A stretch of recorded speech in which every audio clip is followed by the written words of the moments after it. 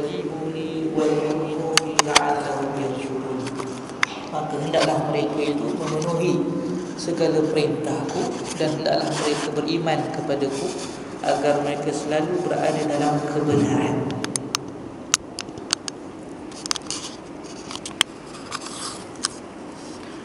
Di dalam ayat ini dapat kita fahami secara jelas. Yang disebutkan dengan dekat itu ialah dekatnya kedudukan hamba itu apabila dia bermohon kepada Allah Ta'ala, dia mengadu, dia berzikir, mengingati Allah Subhanahu Wa Ta'ala. Itu juga banyak hadis lain yang kita jumpa, sebagaimana hadis yang disebutkan ma yazalu 'abdun yataqarrabu ilayya bin nawafil. Sentiasalah hamba aku ini dia mendekatkan dirinya kepada aku ini dengan amalan-amalan sunat. Kenapa dikatakan amalan sunat? Kerana amalan sunat adalah sepenuhnya di atas kerelaan dan kesungguhan kita. Sebagaimana yang kita maklum, bahwasanya solat 5 waktu, fardu 5 waktu, dalam keadaan bagaimana sekalipun kita, maka kita wajib buat. Sihatkah kita, tidak sihatkah kita, maka wajib kita buat. Bersemangatkah kita ataupun malaskah kita, maka kita wajib buat. Itu amalan yang wajib. Tetapi amalan sunat ini adalah sepenuhnya di atas seorang hamba itu. Dan sudah pasti apabila orang melakukan, seorang hamba itu melakukan amalan sunat, maka dia adalah sepenuh kesungguhannya dan kerelaannya. Sama ada dengan berpuasa sunat, sama ada dengan membaca Quran, sama ada dengan zikir dan sebagainya, maka itu adalah kehendak, kesungguhan daripada seorang hamba itu. Kerana itu dalam hadis itu disebutkan begitu, sentiasalah hamba aku itu cuba mendekatkan dirinya kepadaku dengan amalan-amalan sunat. Sehinggalah dalam hadis ini, iaitu hadis kursi, Allah menyatakan, aku menjadi pendengaran bagi dia. Kuntu sam'ahu alladhi yasma'u bih. Aku menjadi pendengaran dengan apa yang dia dengar. Wa basaru alladhi yubsiru bih. Dan melihat dengan apa yang dilihat. Dan menjadi kaki, tangan kepada dia. Maksudnya dekatnya hamba itu kepada Allah Subhanahu Wa Ta'ala. Jadi atas apa yang berlaku kepada dia, apa yang dia lalui, maka di situ ada pembelaan daripada Allah Subhanahu Wa Ta'ala. Sehingga hadis itu di akhir ini disebutkan sebagai siapa yang man adani waliyan faqad azantuhu bil harb. Siapa yang memusuhi wali aku, jadi orang yang sebutkan wali ini orang yang dekat dengan Allah Ta'ala, faqad azantuhu bil harb. Aku telah ijtihad perang, maksudnya pembelaan Allah Subhanahu Wa Ta'ala itu dekat kepada hamba tersebut. Dalam hadis ini disebutkan tentang dekat hampirnya seorang hamba itu dengan Tuhannya waktu dia bersujud. Maka perbanyakkanlah doa. Jadi hadis ini mempunyai rahsia kehambaan dalam menuju keredaan Allah Subhanahu Wa Ta'ala. Sebagaimana kita maklum bahawasanya dalam Islam, kehambaan itu adalah perkara yang paling utama. Seorang Islam mestilah dia itu ada rasa kehambaan kepada Allah Subhanahu Wa Ta'ala. Dan itulah yang kita faham dari maksud ihsan. Dalam Islam kita sebutkan 3 tiang ataupun 3 asasnya, 3 kerangkanya, iaitu Islam berkaitan pengamalan kita, ibadah kita, syariat yang kita buat, perbuatan kita. Yang keduanya adalah iman, kepercayaan, berkaitan kepercayaan kita, akidah kita, iman kita. Dan yang ketiga adalah ihsan. Inilah yang disebutkan sebagai perasaan kehambaan, perasaan bertuhan kepada Allah Subhanahu Wa Ta'ala. Kalau kita lihat iman itu, silibusnya adalah rukun iman. Kata kalau kita nak memahami apa dia iman, apa dia kepercayaan dalam Islam, maka silibusnya adalah rukun Islam dan rukun iman. Bagaimana percaya kita kepada Allah, malaikat kita, ahli kiamat, qada dan qadar, itu silibusnya. Kita mempelajari, mendalami melalui ilmu akidah, Adapun berkaitan Islam, maka silibusnya adalah rukun Islam. Dia berkaitan pengamalan. Jadi pengamalan sebagai seorang Islam, silibusnya adalah rukun Islam, iaitu bermula dengan syahadah, pengakuan kita bila Tuhan melainkan Allah, Muhammad itu pesuruh Allah, diikuti dengan solat, puasa, zakat dan haji. Maka kita mendalami perkara berkaitan Islam ini melalui ilmu fiqh. Dan yang ketiga adalah ihsan. Dan kita sering ulang-ulangkan bahawasanya ihsan adalah perkara yang banyak dilupakan, seolah-olah diabaikan daripada aspek Islam yang sebenarnya. Dia kata Islam itu tiangnya tiga, Islam, iman dan ihsan. Kita banyak mempelajari ilmu akidah, iaitu berkaitan iman. Kita banyak mempelajari berkaitan Islam, iaitu fiqh, melalui ilmu fiqh. Tetapi kita tidak mendalami, iaitu ilmu ihsan, iaitu ilmu kehambaan, yang mana silibus dia ialah perasaan bertuhan. Serendah-rendah perasaan bertuhan, kita rasakan kita di bawah pengawasan Allah Ta'ala. Jadi orang yang mengucap dua kalimah syahadah, orang yang percaya Allah Subhanahu Wa Ta'ala, maka dia kena ada perasaan dalam hatinya bahawasanya dia di bawah pengawasan Allah Ta'ala, dia di bawah pemerhatian Allah Ta'ala. Allah Ta'ala melihatnya, dan dia perlu tingkatkan perasaan itu sehinggalah dia rasakan seolah-olah dia melihat Allah Ta'ala ataupun berhadapan dengan Allah Ta'ala. Jadi inilah dia silibus ihsan.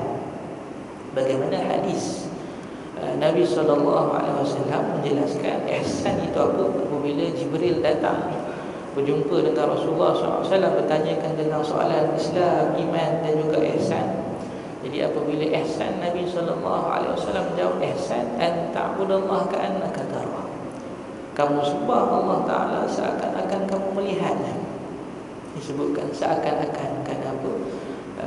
Secara zahir kita tidak boleh melihat Allah Ta'ala secara zahir. Entah lagi di dunia, di akhirat ada perbahasannya.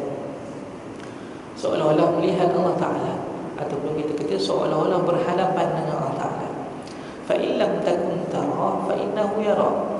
Kalau kamu tidak rasakan Allah Ta'ala melihat, kamu melihat Allah Ta'ala, maka Allah Ta'ala melihat kamu. Jadi itulah dia perasaan bertuhan, itulah dia ihsan. Jadi seorang Islam apabila dia mengucap dua kalimah syahadah, maka dia telah mengamalkan secara lisannya, dia telah mengakui tiada Tuhan melainkan Allah Ta'ala, Muhammad itu pesuruh Allah. Kemudian dia solat. Itu masih lagi kita katakan dalam rukun Islam. Dan dalam rukun iman, aspek rukun iman, dia percaya kepada Allah Ta'ala, percaya kepada hari kiamat. Maka peranan ihsan itu ialah membuktikan dia itu memang benar-benar percaya kepada Allah Ta'ala, memang benar-benar dia mengakui tiada Tuhan melainkan Allah Ta'ala. Itulah dia perasaan ihsan. Jadi perasaan ihsan ini paling rendah ialah kita rasakan kita, Allah Ta'ala melihat kita, ataupun kita rasakan kita di bawah pemerhatian Allah Ta'ala. Jadi orang yang merasakan dia di bawah pengawasan Allah Ta'ala, maka dia akan menjaga tingkah laku dia. Sebagaimana yang kita rasakan kalau orang yang kita hormati, mungkin kita kata majikan kita ataupun bos kita dan sebagainya, apabila dia memerhatikan kita, maka kita akan jaga kita punya perbuatan, kita punya kualiti kerja. Bagaimana keadaannya bila orang itu merasakan Allah Ta'ala melihat dia, maka sudah pasti dia akan jaga perbuatannya. Dan yang lebih baik daripada itu, dia kena tingkatkan supaya dia rasakan dia melihat Allah Ta'ala, ataupun kita katakan dalam istilah yang lain, dia merasakan dia berhadapan dengan Allah Ta'ala. Jadi bagaimana keadaannya?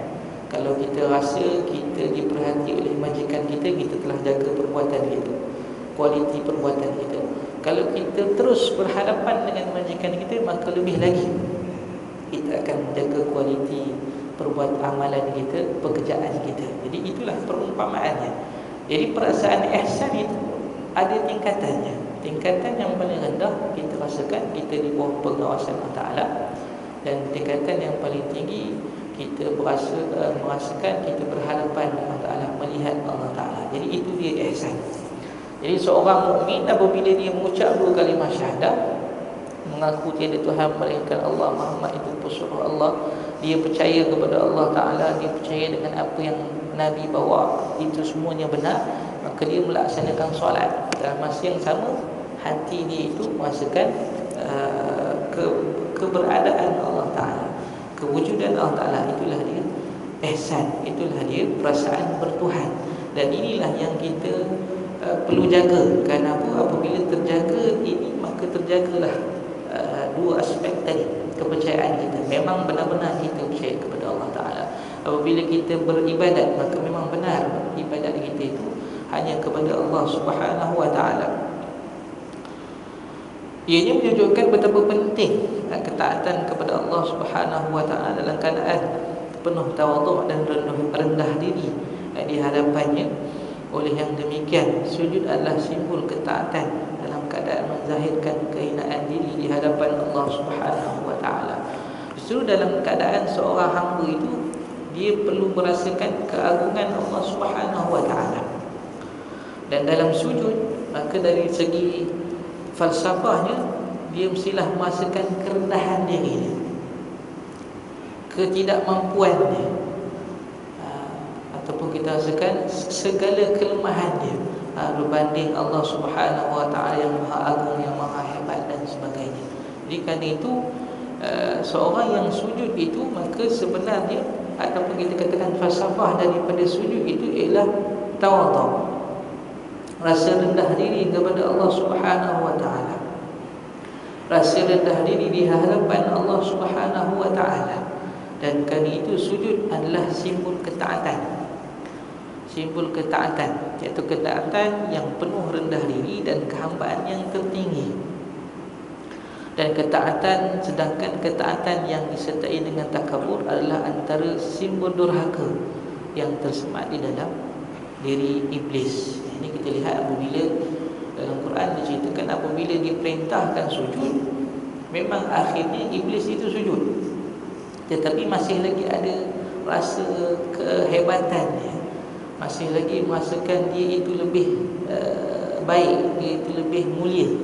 Apabila Allah Ta'ala perintahkan sujud kepada Adam, usjud li Adam fasajadu illa iblis. Iblis tidak sujud. Kenapa? Aba wastakbara. Enggan, dan dia juga merasakan diri dia itu besar. Dan kerana itu, maka dia jauh daripada rahmat Allah Subhanahu Wa Ta'ala. Kenapa? Dia memandang kepada sujud itu kepada Adam secara lahiriah, sedangkan sujud itu datang dengan perintah Allah Subhanahu Wa Ta'ala. Dia nampak secara zahir sujud kepada Adam, sedangkan dia itu jadi daripada api, Adam itu jadi daripada tanah. Pada anggapan dia, api itu lebih mulia daripada tanah, sedangkan dia menderhakai perintah Allah Subhanahu Wa Ta'ala. Allah Ta'ala memerintahkan diri dia, maka itu menunjukkan tentang ketaatan kepada perintah Allah Subhanahu Wa Ta'ala. Jadi sujud yang ada takabur, maka itu adalah simbol kedurhakaan, dan itulah dia sifat iblis. Ibadah dan ketaatan yang disertai dengan takabur, membesarkan kedudukan diri sendiri, adalah kelalaian daripada hakikat ketuhanan. Ini juga daripada hakikat ibadah kita, hakikat daripada amalan kita. Apakah amalan yang kita buat ini kerana Allah Subhanahu Wa Ta'ala ataupun tidak? Memang pada zahirnya kita buat itu kerana menjawab perintah dan suruhan Allah Ta'ala.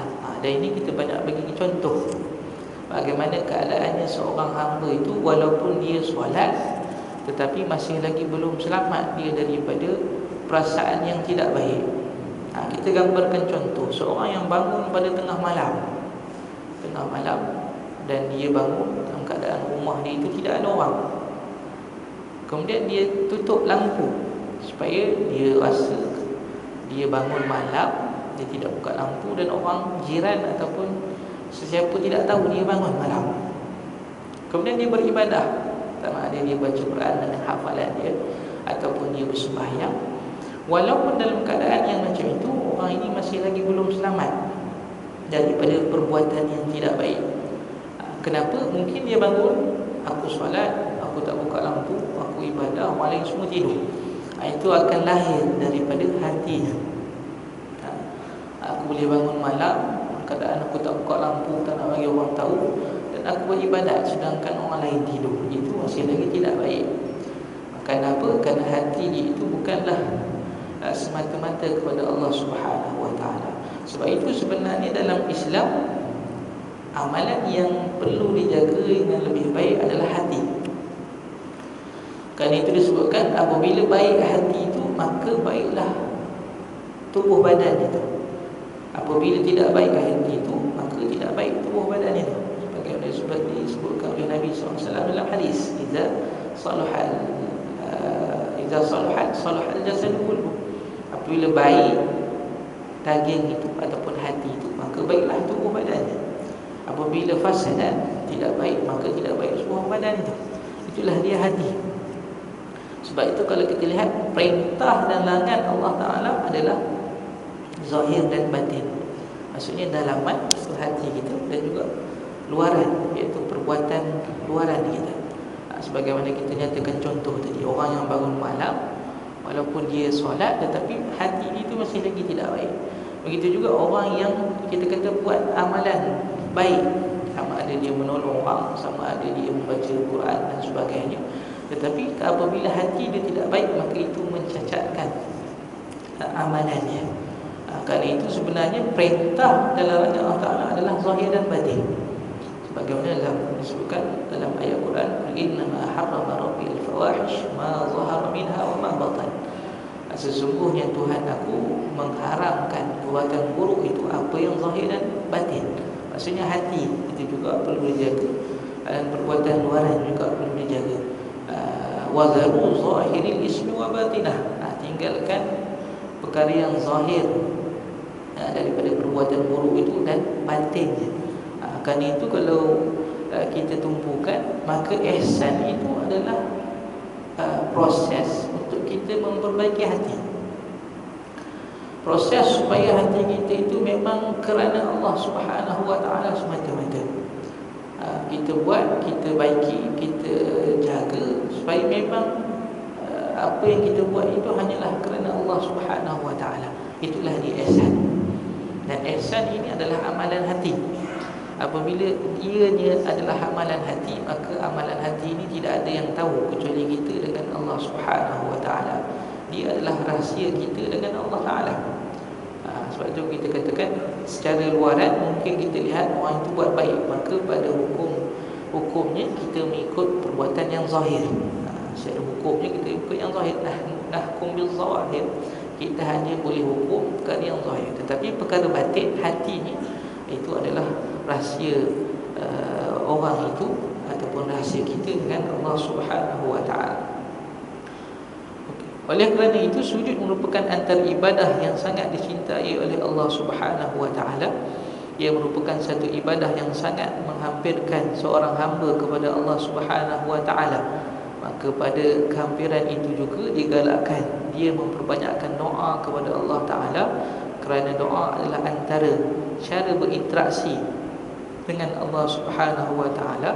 Semakin banyak seorang berinteraksi dengan Allah Ta'ala, semakin besar rasa kewujudan dan pengaruh kewujudan Allah Ta'ala dalam diri dan kehidupannya. Ini disebutkan di antara perkara yang disebutkan sebagai interaksi ataupun bicara kita dengan Allah Ta'ala adalah zikir. Kerana itu dalam tasawuf, perkara yang ditekankan sebagai asas dalam tasawuf adalah zikir. Zikir adalah penghubung hati kita dengan Allah Subhanahu Wa Ta'ala. Bagaimana yang kita sering ulangkan apabila kita berzikir, Subhanallah, Alhamdulillah, Allahu Akbar, maka adakah di sana ada sesuatu, ataupun kita kata ada getaran, sebagaimana yang disebutkan dalam Quran, innal ladzina amanu idza dzukirallahu wajilat qulubuhum. Orang yang beriman itu apabila disebutkan Allah, maka bergetar diri, jiwanya. Ada sesuatu yang terkesan daripada dirinya. Kerana itu dianjurkan kita dengan zikir. Jadi zikir yang kita selalu ulangkan itu 3 peringkat. Zikir yang peringkatnya di lidah. Kita selalu zikir subhanallah, alhamdulillah, Allahu akbar. Tapi peringkat zikir itu adalah di lidah. Kemudian peringkat zikir yang kedua adalah di lidah dan di hati. Kita apabila mulut kita menyebutkan Allahu akbar, maka hati kita mendatangkan perasaan keagungan Allah Ta'ala, maha hebat Allah Ta'ala, maha agung Allah Ta'ala. Jadi itu zikir di lidah dan di hati. Apabila mulut kita menyebutkan subhanallah, maka hati kita menghadirkan maha suci, maha agung, maha hebat Allah Ta'ala. Itu zikir di mulut dan di hati. Dan sampai kepada peringkat yang ketiga, itulah peringkat zikir di hati. Apabila sampai peringkat zikir di hati, maka orang itu akan sentiasa berzikir. Kerana apa? Apa sahaja yang dia lihat, apa sahaja yang dia nampak, apa sahaja yang berlaku, yang ada di sekitar dia, akan kembali mengingatkan dia kepada Allah Ta'ala. Apabila tengok hujan turunnya hujan, maka dia terus memuji Allah Subhanahu Wa Ta'ala. Apabila dia dapat nikmat, maka dia terus memuji Allah Subhanahu Wa Ta'ala. Apabila dia melihat langit secara alam ini, maka semuanya memperingatkan dia kepada Allah Subhanahu Wa Ta'ala. Sebagaimana Nabi Sulaiman, dia melihat semut, tetapi semut itu akhirnya mengingatkan dia kepada Allah Ta'ala. Fatabassama dhahikan qala rabbi awzi'ni an ashkura ni'mataka allati an'amta 'alayya. Dilihat semut itu bagaimana dia bersembang dan sebagainya, akhirnya Nabi Sulaiman ingat dan bersyukur kepada Allah Subhanahu Wa Ta'ala. Itu zikir apabila dia telah datang di hati. Sebab itu sebenarnya apabila kita ada zikir, maka zikir itu kita kena amalkan, istiqamah, amalkan. Mungkin ada yang kita dapat zikir daripada tuan-tuan guru kita dan sebagainya. Mungkin ada yang anjurkan pagi itu kita baca apa, petang itu kita baca apa. Kalau kita lihat antara yang banyak dianjurkan, kita nak istighfar 100 kali, kita nak selawat 100 kali, dan kita hendak ucapkan kalimah tauhid, la ilaha illallah wahdahu la syarika lahul mulku wa lahul hamdu wa yuhyi wa huwa ala kulli syai'in qadir, itu 100 kali. Kalau yang ada anjurkan gitu, kebanyakan ulama anjurkan begitu. Pagi kita istighfar 1 kali, dan kita selawat 100 kali, dan kita ucapkan kalimah tauhid tadi, la ilaha illallah wahdahu la syarika lah, tadi 100 kali. Jadi 300 kali selepas subuh dan 300 kali selepas asar. Maka kita cuba istiqamah, kita buat. Memang selepas subuh je kita buat, selepas asar je kita buat, hari-hari kita buat. Kalau kita tertinggal, maka kita cuba qada. Sebelum tidur itu, maka kita qada, kita baca balik. Kita baca balik zikir-zikir kita itu. Kerana apa? Zikir itu akan lama-lama dia akan mengubah diri kita. Mungkin kita sendiri akan reflect, kita sendiri akan cuba muhasabah diri kita. Aku ni berzikir tetapi aku tidak faham, maka kita tingkatkan kefahaman kita. Aku ini berzikir tapi aku masih lagi tidak konsisten, ataupun masih lagi meninggalkan perbuatan yang baik, masih lagi lewat solat pada waktunya. Lama kelamaan kita akan membaik, tapi dengan syarat zikir kita itu mestilah kita istiqamah. Kita buat setiap hari, kita ulangi. Kalau kita tertinggal, bagaimana kita maklumkan tadi, kita qada, buat dan berterusan. Sebab itu kalau kita lihat tuan-tuan guru dahulu, memang dia akan berpegang dengan tasbih. Kenapa datang di tasbih itu, memang dia ada zikir yang dia buat dengan bilangan dia tertentu. Kenapa bilangan tertentu ada? Di sana ada bilangan-bilangan yang disebutkan oleh Rasulullah SAW sebagai istighfar. Apabila disebutkan Rasulullah pernah istighfar lebih 70 kali, maka daripada itu lahirnya istighfar 100 kali, selawat dan kalimah tauhid dan sebagainya. Jadi kiraan itu sebenarnya ada maksud signifikannya. Tetapi yang penting ialah akhirnya penghayatan kita kepada zikir tersebut, sehingga dia memberi bekas. Zikir yang kita lazimi, yang kita istiqamah, akhirnya dia memberi bekas pada diri kita.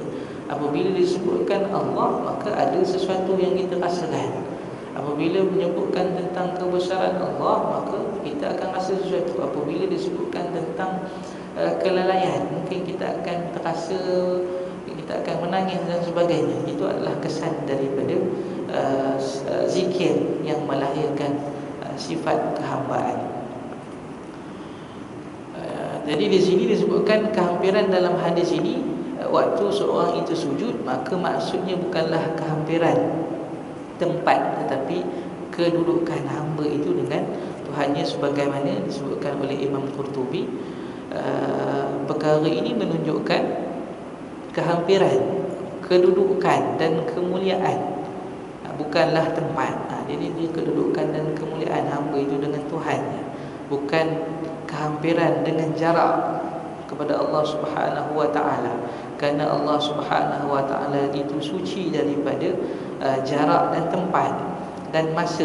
Kenapa? Jarak, tempat dan masa itu menunjukkan ada permulaan, ada pengakhiran.